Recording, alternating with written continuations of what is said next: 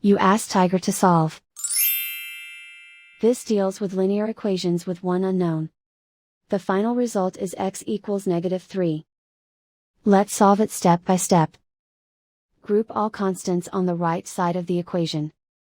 Subtract 6/7 from both sides. Combine the fractions. Combine the numerators.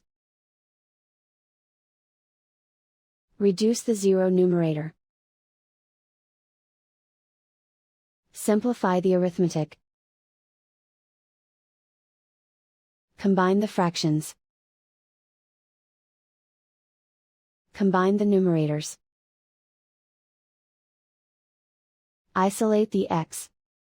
Multiply both sides by inverse fraction 7/4.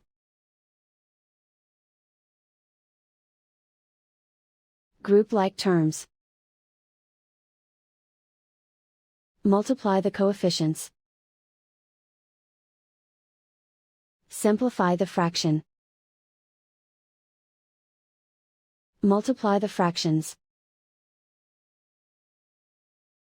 Simplify the arithmetic. And so the final result is x equals -3.